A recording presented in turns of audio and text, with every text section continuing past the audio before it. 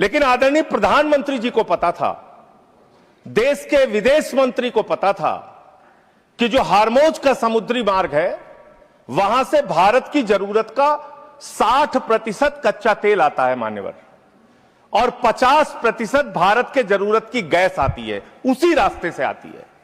यह बात नरेंद्र मोदी जी को, आदरणीय प्रधानमंत्री जी को पता थी।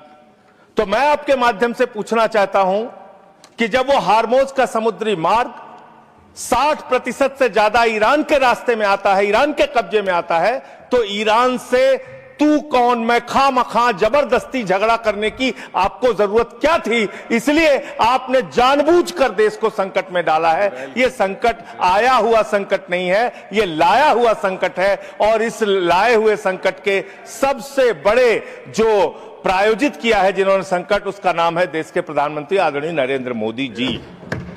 मान्यवर, यह बात देश की जनता को पता होनी चाहिए। दूसरी बात मान्यवर, आपका परंपरागत मित्र है ईरान, और खुद प्रधानमंत्री ने माना है। प्रधानमंत्री जी जब गए थे ईरान की यात्रा में, उन्होंने कहा भारत और ईरान की दोस्ती इतिहास से भी पुरानी है। यह प्रधानमंत्री के वक्तव्य हैं। उन्होंने खामेनेई जी को कुरान की पांडुलिपि भेंट की थी 7वीं शताब्दी की मान्यवर।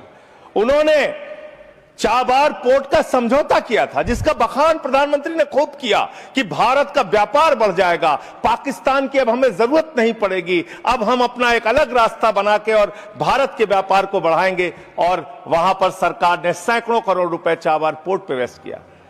2019 तक भारत को ईरान से सस्ता तेल मिलता था, रुपए में तेल मिलता था, गैस मिलती थी, हमारा मित्रतापूर्ण संबंध था उनसे। लेकिन भारत के प्रधानमंत्री खामेनेई की मौत पे खामोश रहते हैं। 160 स्कूली बच्चे मार दिए जाते हैं, खामोश रहते हैं। और इतना ही नहीं मान्यवर, ईरानी नौसेना को हमने अपने युद्धाभ्यास में बुलाया, और जब वो नौसेना का जहाज वापस जा रहा था, 100 नौसैनिक मार दिए गए ईरान के, अमेरिका के द्वारा। प्रधानमंत्री खामोश। हमारे मेहमान मारे गए, एक शोक संवेदना के शब्द हमने नहीं बोले। तो ये संकट भारत के ऊपर आपने लाया है, ये आया हुआ संकट नहीं है। मैं फिर से स्पष्ट करना